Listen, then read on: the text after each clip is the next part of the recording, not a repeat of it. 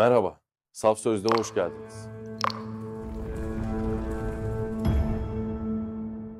Kariyer adımlarında en büyük engeldir el alem. Hayatı yarış atı gibi yaşama hastalığının, biri bir şey der mi, ya başarısız olur dillerine düşersem korkusunun temel kaynağıdır el alem.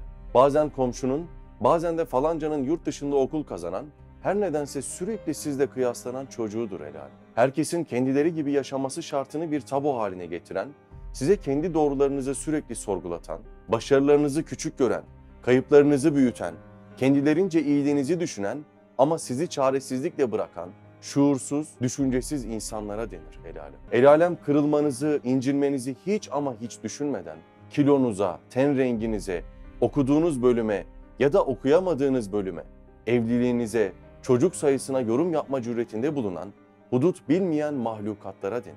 El alem, ulusal kimlik, etnik köken, din, sosyoekonomik durum veya yaşamların farklılıklarını dikkate almadan, cesurca yorumlar veya değerlendirmeler yapan, kendi eksikliklerini veya adaletsizliklerini fark etmeden, diğer ulusları veya grupları eleştiren sözde demokratik devletlere denir. El alem iç gözlem yapmadan sürekli olarak diğer ülkeleri veya kültürleri eleştiren ve kendilerini daha fazla ekonomik veya askeri güce sahip oldukları için üstün gören hükümetlere denir. El alem kendi kanlı tarihlerine bakmadan sürekli doğuyu eleştiren, kendi varlıklarını sırf ekonomik olarak daha gelişmiş bir ülkede doğduğu için o ırklardan üstün gören cahillere denir. Bazen de bak Elinoğlu ne teknolojiler üretiyor dediğin çokça gelişmiş milletlere denir.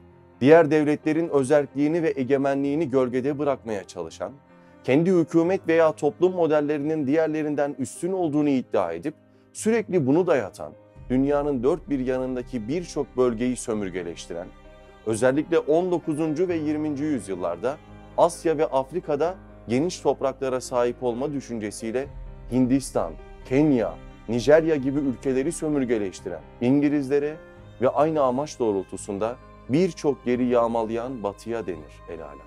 Ama en çok her konuda ayrışıp mazlum insanları bu hayatı kendisi seçmiş gibi suçlayan, onlar da topraklarını satmasaydı canım diyerek tarihi ve siyasi bilgisizliğini de ortaya koyan cahillere, dünyanın dört bir tarafında mazlum insanlar katledilirken boykotu gereksiz bir karşı çıkma olarak gören basiretsiz insanlara, ölen insanlara karşı ağzından çıkacak ilk lafın rahmet dilemek olması yerine Türk mü, Arap mı, Kürt mü diyerek ırklara göre vicdanına yön veren vicdansız insanlara, kendi yaşadığı hayatı kendisi inşa etmiş ya da hiçbir zaman elinden gitmeyeceğinin garantisini almış gibi bomboş yorumlar yaparak insanları manipüle edenlere, arkasında sığındığı güçlerin gölgesinde mazlum bir halkı katledip ateşkesi de sadece kendi çıkarlarına göre yapmaya çalışanlara denir el alem.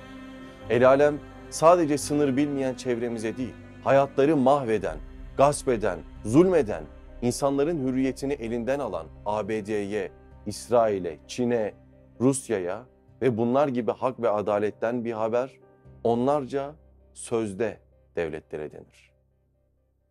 Bu arkandaki ışıklar ne? Böyle koydum el alem bir şey demesin diye.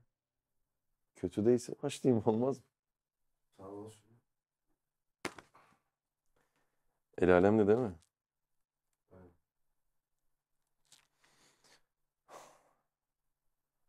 Türk Dil Kurumu sözlüğüne göre el alem, yabancılar, başkaları, her gün, herkes.